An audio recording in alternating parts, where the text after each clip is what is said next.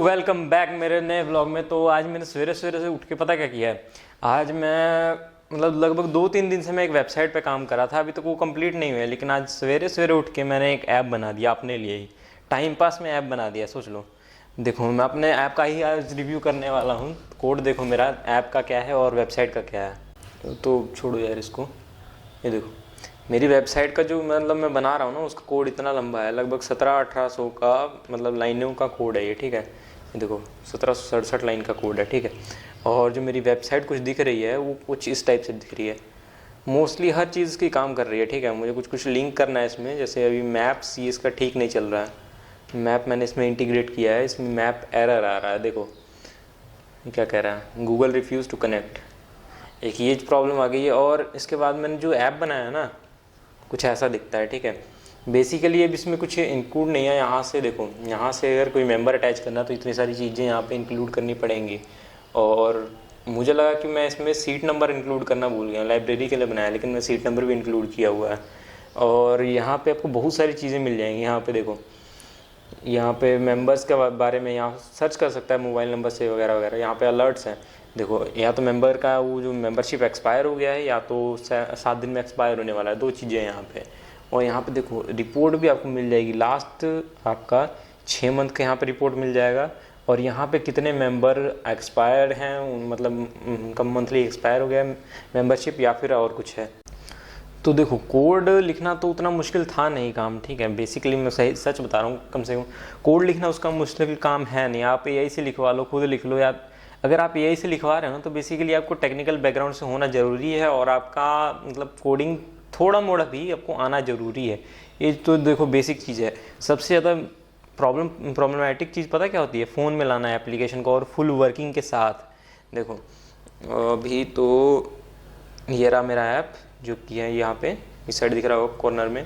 मैंने इसको ओपन किया, हो जाए, हाँ देखो ओपन हो गई है, मतलब फुल वर्किंग है। ठीक है, ऐसा नहीं कह सकते कि कुछ मैं झोल झाल कर रहा हूँ। ठीक, फुल ये वर्किंग कर रही है। ठीक है, पूरा मतलब वर्क कर रहा है। मैंने उसका APK वगैरह सब कुछ रेडी कर दिया है।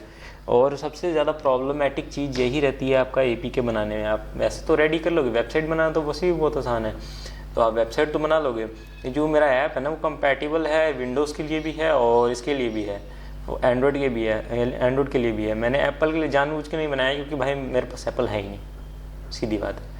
तो मैंने उसके लिए जानबूझ के नहीं बनाया, या तो उसको टाइम लगता है यार उसको डिप्लॉय वगैरह करने में। ठीक है, तो बेसिकली मैंने कहाँ से किया, उनको दिखाता हूँ, नेटलिफाई करके कुछ था। ठीक है,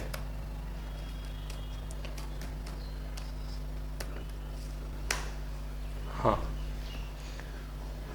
तो देखो यहाँ पे आप अपना मतलब कि वो जो है ना आपका, यहाँ से आप शुरू कर सकते हो बनाना। आपको यहाँ पे लॉगिन करना है। ठीक है, लॉगिन करने के बाद आप कहाँ से यार इसका, हाँ मैंने देखो यहाँ पे लॉगिन कर रखा था पहले से ही। यहाँ पे मतलब फ़ाइल अपलोड करनी होती है। फ़ाइल अपलोड करने के बाद यहाँ से आपको एक लिंक कॉपी करोगे, फिर उसके बाद